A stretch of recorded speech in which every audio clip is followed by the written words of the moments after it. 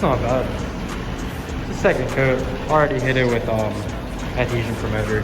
But these are just my buddy's parts that I've been prepping and painting. Finally got around to painting it. And I know I kind of like super just randomly jumped in, but this is what I got going on. And this actually is turning out pretty nice. I like the color a lot too. I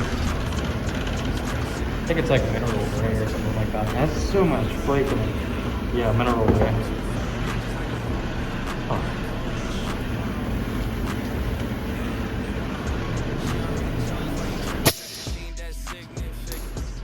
Gotta let that flash dry. I'll be back in here in like a couple minutes to put on another coat. Laid down a little bit wet right there. Third coat's on, and you can really start to see the flake. So like maybe not so much in the plastic piece, but you can really see it in this one. It actually looks pretty decent. I like this color a lot. The more uniform it gets, the better it looks.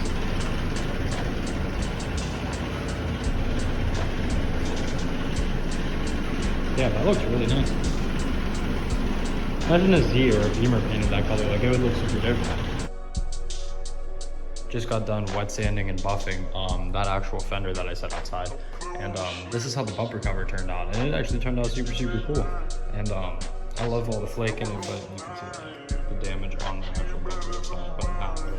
But anyways, I ran through regular rubbing compound and then the machine polish to actually get that through and have no scratches on it, and it's actually like really nice. But I have it posted up outside here. I'll show you really quick what it looks like with soap on it. It does not look bad at all. And the sun, it looks really nice. I love that color. Can't wait to see what it looks like sprayed off.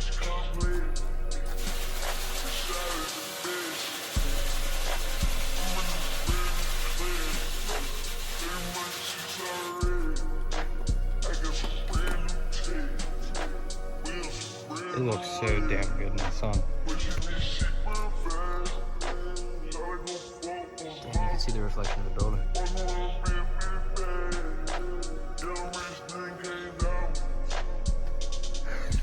That's nuts. Kind of almost looks like mine, because I spent maybe an entire day actually polishing the paint on my car, just trying to revive it. Yeah, you can kind of tell, but at the same time it's dirty pig. But I'm really excited about how that turned out, and I can't wait to get that shit dry and then actually finish this up, and then maybe even ring up Dakota today for it. I'm not sure, maybe tomorrow. You know what, it doesn't matter, whenever he's free. But I'm just really glad that that's finally done, because I got here and it spent like maybe an extra 2.5 hours just wet sanding and buffing that thing, only because there was like maybe 4 or 5 little like obscurities like onto the paint. Like here, I'll try to find one. Yeah, like this little dot, like here, if you can catch in the light, there's one right there. And so like tiny dots like that were on the fender, and there were like a couple and correlated spots, so I just like wet sanded them down and then buffed them out. But it sucks that even with like regular compound, or like I know some people use like McGuire's that like cuts through, and there's like actual numbers like 1800 or like 1600, which is dope. Like you can totally work off of that. But I found that just using compound and then polish, like it doesn't even matter. Like McGuire's makes regular, and then they also have like numbers on their compound that actually cuts down like rougher. It's for rougher stuff, but it cuts through like a lot harder and a lot easier, but it leaves bigger scratches, so then you have to work your entire way up. But I found like this is like probably the best 2-step that I have right here, but it's 3M, so wish it was a little bit cheaper, but it does definitely do the job, and it gets it done really well. So after getting everything cleaned up and letting that dry outside, I figured I might as well show you guys what I've been doing like last week. But I got all of my interior wires actually cleaned up, and not only did I clean this dirty board, like literally everything, I changed my subs. One of my buddies dropped off subs for me, literally just swapped them out, and these ones kick those ones in the ass. But it doesn't even bounce off the frame, which is super dope. And got my floor mats back, which is crazy, on both sides actually. And he's just big vibing now. But I actually put the underneath the steering column back together. like the steering wheel and the column or whatever, what have you, but there's a plastic piece and plastic dash that was out and like just all about. And so I rewired all of these, and every single like wire for my solenoid is literally behind my dash. So you can like take this dash apart in like literally 2 seconds. Like you can grab it up here and like I'll show you guys the wiring situation here in a sec. But yeah, boom, glove box. But yeah, so I don't know why these don't come with glove boxes. They can totally come with glove boxes. But anyways, I have the wires wired up like right there and along like the actual wiring harness that runs along the frame. So like cool beans or whatever, what have you. I'm just glad it works. And this hot wire is not across the dash anymore. Like I know I said that in the last one, but I'm so thankful for that, because that's like that's uber sketch. Like I was even questionable doing that. But I just wanted to drive the damn car with the thing in it, so I was like, it's kind of worth it, you know what I mean? But let me put this piece back.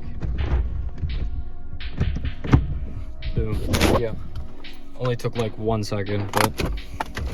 And then this just clips right back in, and then scoosh.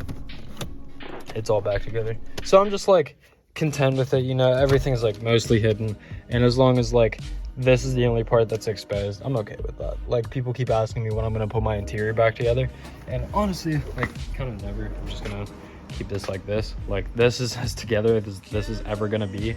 And I didn't even plan on having like the dash together, so, or at least from the passenger side over. I was gonna take that all out because like there's no legroom in this damn car, but I mean, whatever, you know, it looks better together anyways. So, and everybody that like does the drift sticks and stuff like that, they try to keep their door cards, and I'm like, well, I mean, I can't keep the door cards because I took the handles off, but that doesn't mean that I can't like either cut out the door cards and accommodate for the space for the solenoid, or do something like with other door cards, like hit somebody up and get some custom ones made, or like custom ones already cut out, or I can just cut them out, or all in all just make them. Like at this point I might as well just make them.